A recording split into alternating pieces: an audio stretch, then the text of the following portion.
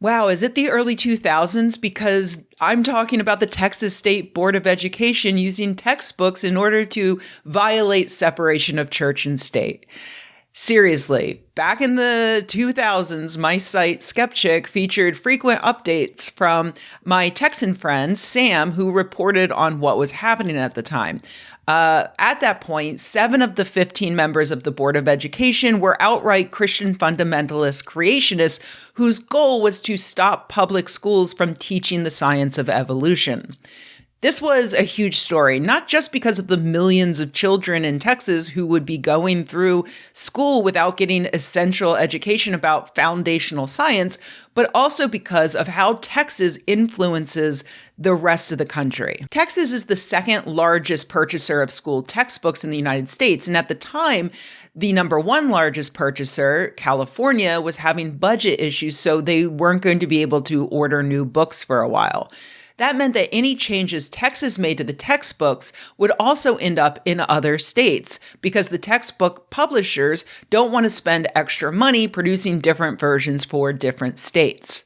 And it wasn't just about evolution. The theocrats in the Texas school board also tried to erase references to climate change and downplay slavery and overstate the role of Christianity in the founding and the culture of the United States.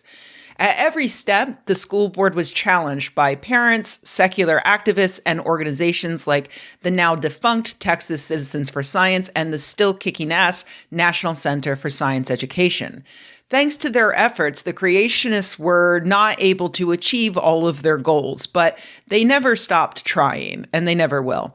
In 2023, they managed to drop science textbooks from the curriculum for highlighting climate change, and they edited the remaining books to do things like removing a number of diagrams illustrating the evolutionary lineage of human beings from its high school biology textbook, while Discovery Education removed a reference to fossil fuel use, contributing to the greenhouse effect in its grade 6 textbook. And now, thanks to the current state of our fascist theocracy, things are only going to get worse. Last week, the New York Times published the results of a public records request revealing disturbing changes not to the science textbooks in Texas, but to their English language arts lessons.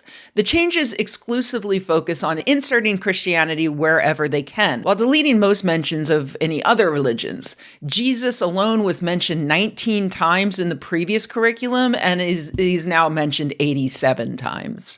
The New York Times describes how 5th graders, which is around the age of 10 or 11, will now study a psalm as part of a poetry lesson, while 1st graders around the age of 5 or 6 will discuss the parable of the prodigal son alongside stories like The Boy Who Cried Wolf. And most hypocritically, kindergarten children will learn in depth about the book of Genesis in a lesson on art exploration that notes that many artists have found inspiration for creating art from the words and creation stories in religious books.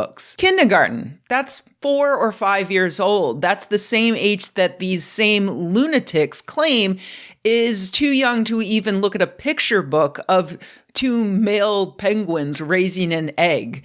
They say it's indoctrination at that age to even acknowledge that some kids have 2 mommies. Apparently, that's a great age to learn in depth about the book of Genesis. True story. I was raised Baptist, and when I was around 9 or 10 years old, I decided to sit down and read the Bible, cover to cover. I had to go back over Genesis several times. First of all, because it was so short that I couldn't believe that this was the grand story that we had learned repeatedly in Sunday school. And second, because it was so stupid. To wit, let's take a look at the sample lesson printed in the New York Times to teach children sequencing.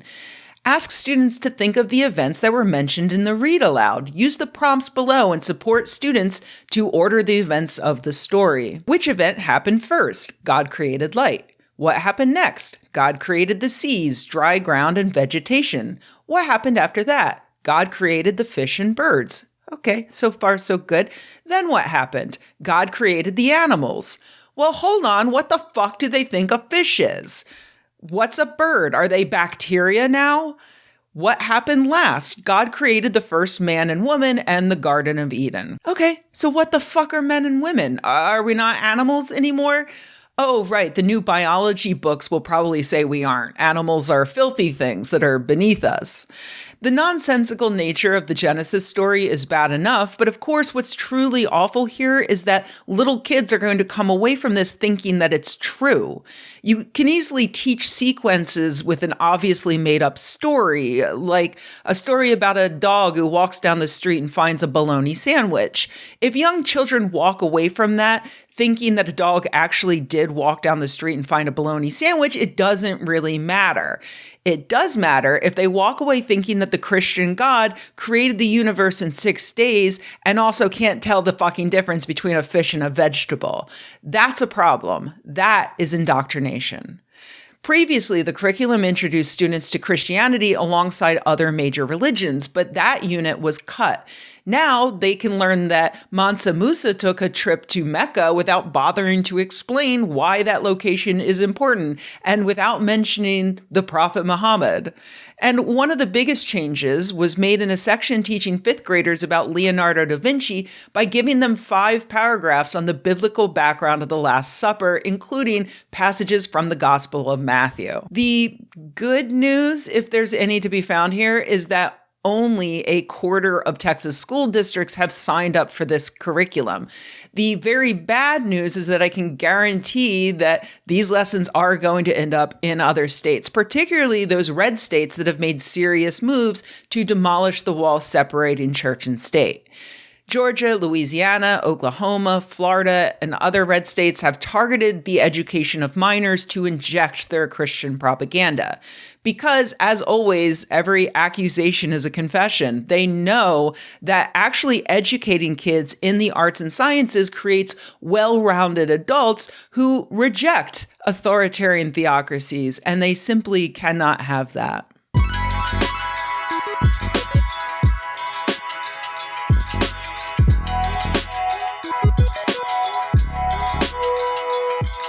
Hey everybody, thanks for watching. If you enjoyed this video, please go ahead and give it a like and hit subscribe if you want to see more from my channel. If you really love this video, then I invite you to go to patreon.com/Rebecca and become an active supporter of this channel. You'll get the videos early and ad-free. You also can get weekly newsletters and monthly live streams and other fun stuff. So today I want to send a special shout out to the patrons who are supporting at the producer level for October. That would be Adam Grant, Al Swigert, Alex Forkosh, Carrie and Calvin Black, Cordwainer Jones, Daniel R.H., Eric Brodeur, Eric Sawinda, Goldie, Johnny Wallflower, Kai Matthews, Keith Bostick, Christina Foss, Luke Swanson, Rick Klein, River Champamont, Siobhan Nand, and of course our various Mikes and Michaels, Michael Cassidy, Michael Sadell, Mike, and Mike Quentin. Thanks so much, guys.